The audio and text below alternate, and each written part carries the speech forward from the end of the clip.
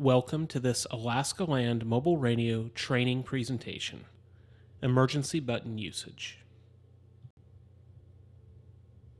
In this training presentation, we'll be discussing the appropriate uses of the emergency button, identifying the radio and system behavior when it is used, and discussing requirements, both administrative and radio programming, for using the emergency button. Please note that some radios may behave or display slightly differently than described due to variations in programming and manufacturer setup. The ALMR procedure 300-7, located on the ALMR website, goes into much further detail on emergency button requirements and policy. The emergency button is a button on a subscriber unit that activates an emergency alarm. The activation of the emergency button is only for critical cases. Policy indicates that the button may only be used when imminent danger exists and immediate assistance is required. The button may not be activated for any other reason. Once activated, this button signals dispatchers and takes several different steps technologically to ensure that the user can transmit an appropriate request for assistance or other information. This training will go into detail on those actions. When you activate your emergency button, generally by holding down the emergency button defined for a few seconds, the radio will change to a designated emergency talk group. This talk group is defined by your agency's radio programming and is required to be a talk group that is monitored by your or another dispatch center. It will begin transmitting an emergency signal, and this will be heard on the radio by a series of short tones or a similar alarm. Some radios may not have an audible indication. The display will usually indicate an emergency and may turn a different color or have some other visual reference that you have activated the emergency signal. Once the signal has been activated, you should, if possible, immediately notify the dispatcher of what the issue is and what assistance is requested. Generally, protocol in all dispatch centers will be the dispatcher will immediately poll the user and ask as well. If you've accidentally activated the emergency alarm, notify the dispatcher immediately that it was an accidental activation. You can then disable the emergency alarm on your radio, generally by holding down the emergency button again. It is important to recognize that that behavior that initiates in the system when the emergency button is activated disables certain features in your radio. This means that turning off the radio or changing a talk group, if possible, does not clear the emergency alarm, and your radio will stay in emergency mode. Be sure you tell the dispatcher that it was an accidental activation or that the situation is resolved, and allow them to complete their steps for disabling to ensure that the alarm does not reset and resound the next time you transmit. Again, remember that turning off a radio after an accidental activation will not clear the alarm. However, it will result in the dispatcher not being able to get a hold of you when the alarm was activated if the unit is immediately turned off. The ALMR system takes several actions once your emergency button is activated. The tower site that your radio is affiliated with will immediately open a channel and lock it to your specific radio on the talk group that's been defined for when you press the emergency. This will happen for the duration of the activation to ensure that your radio can get out any traffic that needs to happen. Again, this behavior is the top priority for the system, and the emergency traffic from your radio will trump all other traffic on that site. In addition, an emergency indication will display on the dispatch console that monitors the talk group. An audible alarm and a visual alarm will sound. The dispatch consoles that have the emergency talk group listed will highlight the alarm and display the radio that was activated. Dispatchers for the appropriate dispatch center will acknowledge the alarm and then ask the user for a description of the emergency.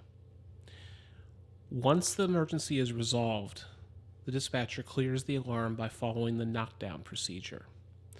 Dispatchers can receive additional information on this procedure using the dispatch operator training video that is available on the ALMR website.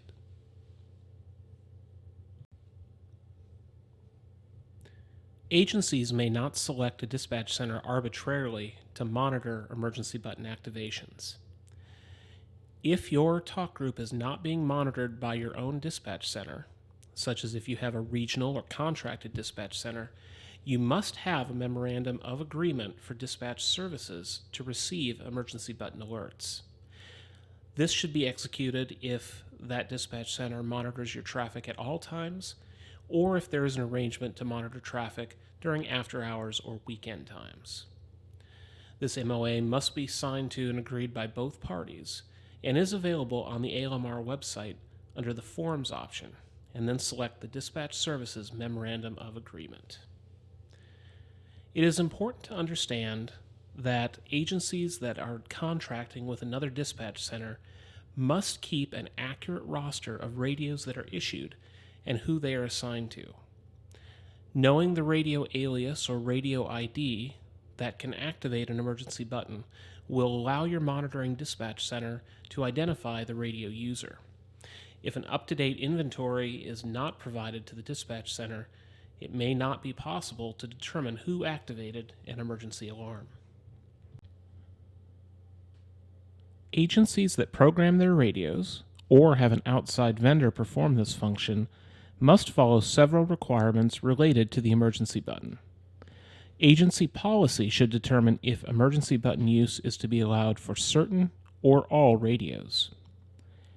If your radio users do not encounter situations where imminent threats are likely to exist, you may not wish to have this option for your particular user base. Deactivate the emergency button or reassign it to another function. If you choose to use the emergency button function, select the agency-owned talk group that is to be used as the emergency revert talk group. This is the group that the radio will use for an e-button activation from your agency. This should be coordinated with the dispatch center that you're contacting or with your own dispatch center. It is critical to ensure that your ALMR inventory is updated and that aliases are properly recorded. The alias that is on file with the ALMR System Management Office is the alias that will display on the dispatch console. It is critical to keep that list up to date and ensure that the aliases listed have a corresponding radio user that the dispatchers can identify. Note that any alias is programmed into the radio will not supersede the system-listed alias when an emergency button activates. Agencies are also responsible for training users on all radio procedures, including the use of the E-button. While the E-button can be a useful tool when an imminent threat or emergency is occurring, there are several limitations to the E-button that must be understood by you and your users.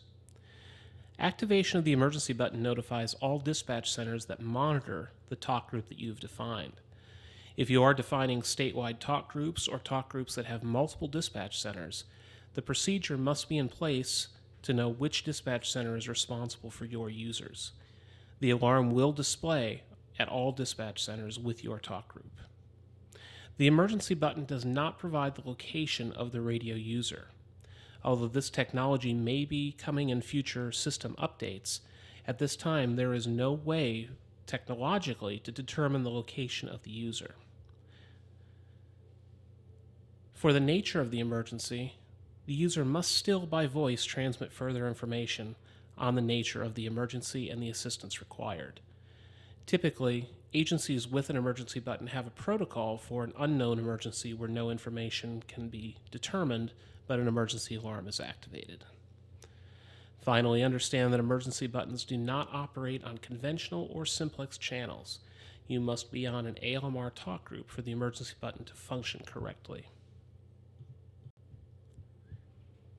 Please see ALMR Procedure 300-7 located on the ALMR website for further information on e-button policy. If you have any questions, contact the ALMR Help Desk or the ALMR Operations Management Office for assistance.